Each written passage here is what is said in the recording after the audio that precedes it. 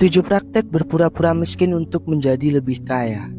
Stealth wealth adalah sebuah gaya hidup sederhana yang dilakukan banyak orang kaya untuk menyembunyikan kekayaan mereka dari orang lain. Mereka melakukan ini demi menghindari ancaman-ancaman tertentu dari berbagai hal agar kekayaan tersebut tetap terjaga sepanjang masa. Sayangnya, kebanyakan dari kita, para kaum pas-pasan dan kaum menengah, malah melakukan hal-hal sebaliknya yang gak dilakukan oleh orang kaya yang menerapkan stealth wealth ini. Kita malah melakukan hal-hal yang justru secara terang-terangan hidup dengan memperlihatkan apa yang kita punya. Kita tahu bahwa semakin buruknya dampak yang ditimbulkan sosial media, dari mulai orang-orang yang flexing dan pamer harta, teman yang posting punya barang-barang baru, liburan ke tempat yang mahal, mempunyai rumah mewah, dan masih banyak contoh lainnya. Yang belum tentu semuanya itu adalah milik mereka. Bisa aja di dalamnya banyak sekali titik hitam yang gak terlihat, seperti mereka beli barang-barang tersebut pakai uang yang gak mereka punya, pinjol, pay letter, kartu kredit, uang dari orang tua, bisnis dari orang tua, dan masih banyak lagi. Dan mirisnya, kegiatan pamer harta di sosial media itu semua terkadang dijadikan sebagai target pencapaian orang lain, bahwa untuk bisa dikatakan sukses, mereka harus bisa juga melakukan hal itu. Yang ada, akhirnya kebanyakan orang memaksakan untuk memiliki barang hanya untuk terlihat oleh orang lain, untuk mengejar validasi dari orang lain, bahkan dengan menghalalkan segala cara. Jemput gebetannya pakai mobil yang dia sewa, ketemu tongkrongan pamer iPhone baru tapi masih kredit, dan masih banyak lagi. Namun di video kali ini kita akan bahas apa jadinya jika orang yang beneran kaya sebenarnya justru nggak melakukan apa yang udah gue sebutin tadi. Mereka justru melakukan konsep hidup stealth wealth dengan menyembunyikan kekayaan yang mereka punya.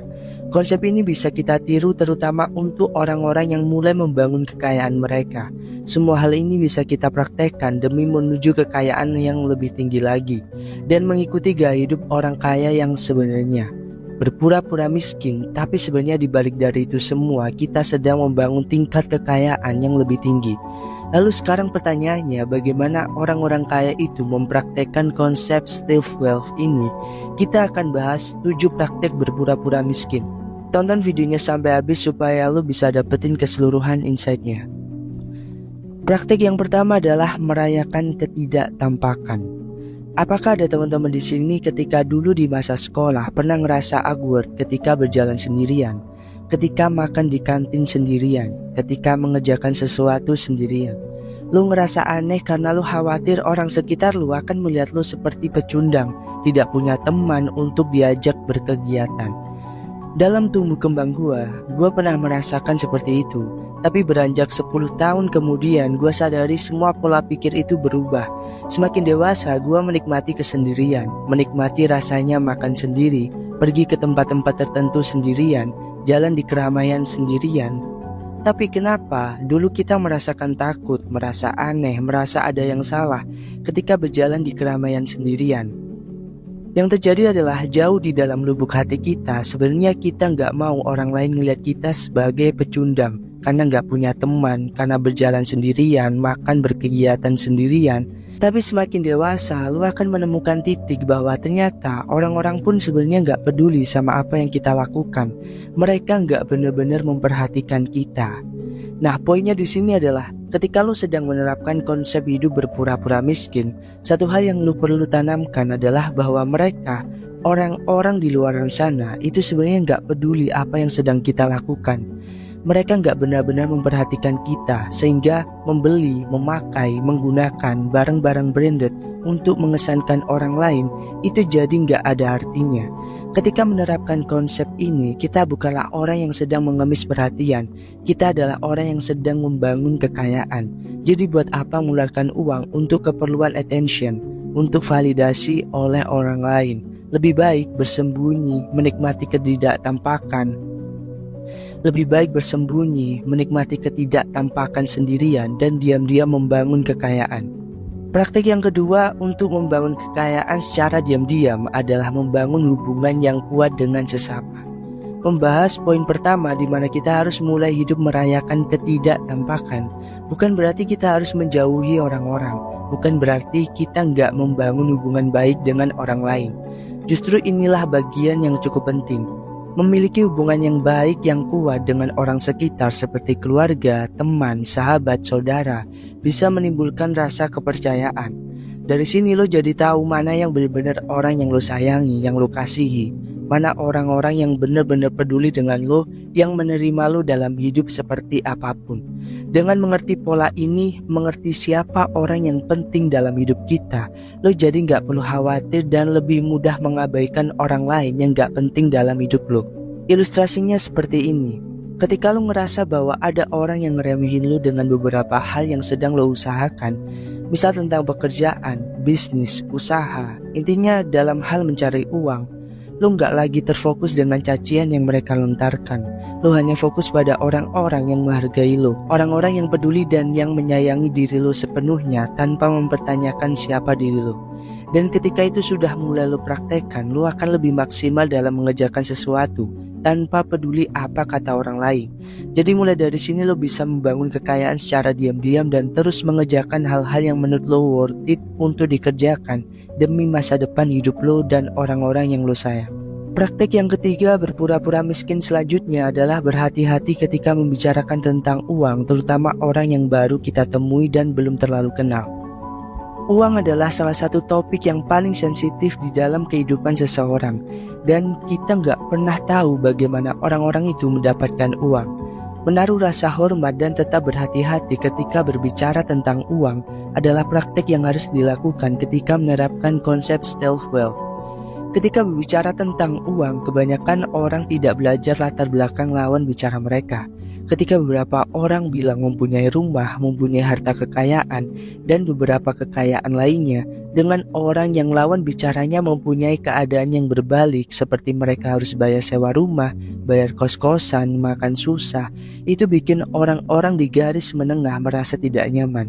Selain itu, orang tersebut menjadi punya pandangan berbeda dengan si kaya ini. Bukan tidak mungkin ketika ke depan terjadi sesuatu dalam kehidupan dia, orang yang akan direpotkan adalah si kaya ini.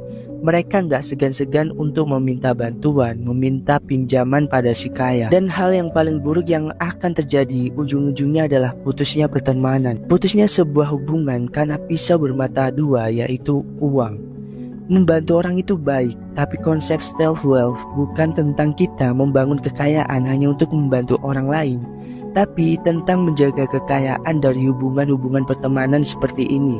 Pasti semua orang pada akhirnya punya penyesalan ketika sudah membantu beberapa orang yang dipercayainya. Karena hal ini, kita harus mulai berhati-hati dalam membicarakan tentang uang. Praktek yang keempat dalam keberhasilan menerapkan konsep berpura-pura miskin adalah jangan pernah membahas tentang perjalanan liburan terbaru kita. Menurut Richard Easterling, salah satu profesor di UPenn, menciptakan sebuah paradoks yang dinamai Easterling Paradox. Beliau bilang bahwa pada suatu saat kebahagiaan bervariasi secara pendapatan yang kita miliki. Namun kebahagiaan tidak akan kita dapatkan seiring pendapatan yang terus meningkat. Efeknya pada fenomena ini adalah manusia ke depan ketika memiliki sebuah penghasilan atau kekayaan bukan lagi fokus tentang dirinya sendiri seperti seberapa banyak harta yang sudah dia kumpulkan, tapi lebih cenderung membandingkan dirinya dengan orang lain, seperti sebanyak apa selisih hartaku dengan orang ini. Kecenderungan ini memungkinkan kita untuk terus hidup tidak nyaman karena terus membanding-bandingkan hidup dengan orang lain, membanding-bandingkan kekayaan dengan orang lain. Dengan tidak menceritakan tentang perjalanan liburan mewah kita, itu adalah sebuah contoh ilustrasi bahwa kita nggak perlu menceritakan hal-hal mewah yang terjadi dalam hidup kita. Karena ketika kita merasa superpower terhadap orang lain karena bisa memiliki kekayaan lebih, kesombongan itu sedikit demi sedikit menggerogoti kita. Dan ketika sudah tiba waktunya kita jatuh, kekayaan kita turun. Bayangin betapa ketakutannya kita dilihat orang-orang nanti seperti pecundang yang mulai miskin, yang dulunya hidup berglamor harta. Menakutkan bukan? Dari poin ini kita jadi belajar bahwa menyimpan semuanya sendirian itu bikin kita lebih menikmati ketidaktampakan dan bisa lebih fokus untuk terus maju membangun kekayaan. Praktik yang kelima yang selanjutnya dalam berpura-pura miskin adalah dengan tidak perlu mengenakan, memakai, menggunakan barang-barang mewah di depan umum. Kecemburuan sosial akan selalu ada. Orang-orang yang dengan lantang berseru di atas gunung dan berteriak bahwa mereka punya segalanya dalam hidup. Bukan tidak mungkin jika akan selalu ada orang yang berniat jahat pergi mendaki gunung yang kita daki dan merampas semua harta benda yang kita miliki. Ilustrasi ini menjadikan kita sebagai seseorang yang seharusnya paham bahwa dengan menggunakan, memakai, mengenakan barang-barang yang terlihat mewah, itu mengundang kecemburuan sosial. Apakah lo masih berpikir itu akan mengesankan banyak orang? Jangan senang dulu karena banyak titik hitam yang kita dapat ketika melakukan kegiatan pamer-pamer ini. Faktanya, orang-orang di sekitar lo gak peduli sama apa yang lo pakai, apa yang lo gunakan. Mereka hanya peduli bagaimana mereka bisa merampas itu semua dari kita. Dari sekian persen orang yang peduli, kebanyakan sisanya hanya ingin punya niat jahat untuk merampas itu semua. Merampok? Bukan. Merampas? Bukan. Lalu niat jahat seperti apa yang mereka akan lakukan? Orang-orang kaya dengan menerapkan stealth wealth paham bahwa ada banyak kerugian dari kegiatan memamerkan harta kekayaan mereka. Salah satunya terampasnya kesetaraan sosial kita terhadap orang lain. Bayangin lo adalah orang kaya di suatu wilayah dan di sekitar lo adalah orang-orang yang hidup rata-rata orang biasanya.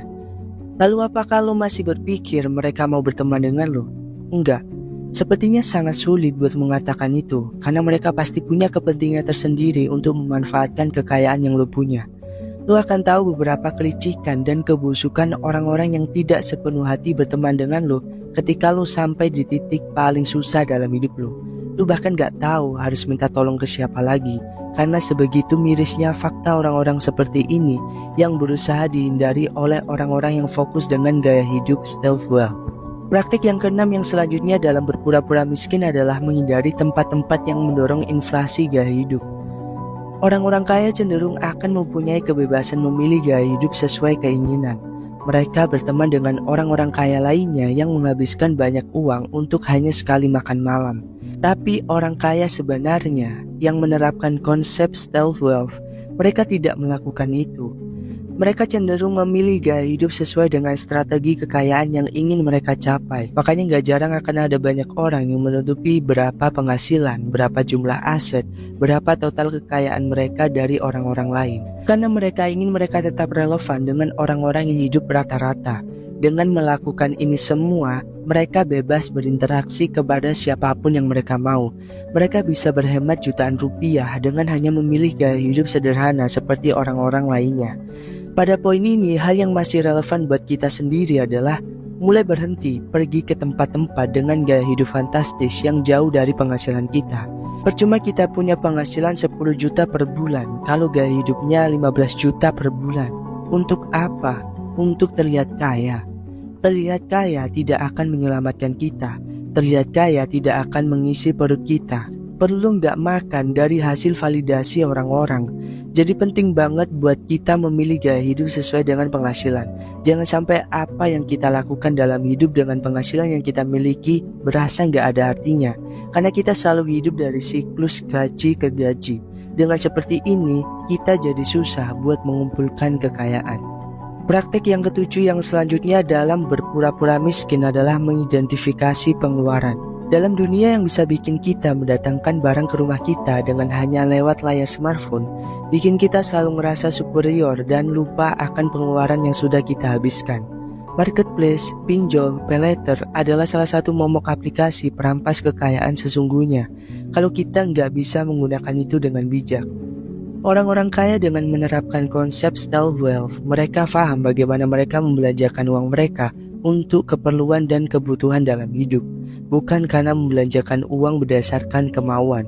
Mereka bahkan menggunakan uang mereka untuk melipat gandakan kekayaan dengan berinvestasi di berbagai instrumen supaya uang mereka berguna. Di zaman sekarang, orang dengan hidup serba pas-pasan justru malah terjebak dengan kondisi ini. Gak sedikit orang yang gak bisa bayar pinjaman online karena nuruti kemauan mereka beli barang-barang yang sebenarnya gak mereka butuhkan. Mereka buta sama isi hati mereka tentang kebutuhan dan keinginan. Makanya yang sering terjebak di situasi ini adalah orang-orang kelas menengah yang merasa punya gajian, punya uang, lalu mereka bebas membelanjakan apa saja. Mulai sekarang kita harus bisa menerapkan konsep stealth wealth ini dengan tahu apa yang kita butuhkan dalam hidup, bukan apa yang kita inginkan. Mulailah mengidentifikasi, mencatat barang-barang yang kalian butuhin untuk keperluan hidup kalian. Beli seefektif mungkin dengan memilih barang berkualitas. Meskipun mahal sekalipun, itu akan lebih baik dibanding beli barang yang murah tapi nggak berkualitas dan pada akhirnya harus beli barang-barang itu berkali-kali. Mulai melek finansial dengan menyisihkan uang lebih untuk keperluan menabung dan berinvestasi. Biarkan kita terlihat miskin dan kere. Biar orang-orang yang merendahkan kita kemakan sama perilaku berpura-pura miskin yang sedang kita terapkan. Hingga sampai pada akhirnya kita bisa punya finansial yang lebih baik di masa depan dibanding orang-orang lain. Nah, itu tadi adalah 7 praktik dalam menerapkan konsep hidup berpura-pura miskin atau stealth wealth. Itu dulu pembahasan di video kali ini. Kalau lo suka sama channel Uang Krebs ini, jangan lupa subscribe, like, share, dan komen, dan dukung terus channel ini karena kita akan mengupayakan untuk upload setiap hari buat bagiin tips untuk kalian. Sekian, gua Jody, sampai ketemu di video selanjutnya. See you.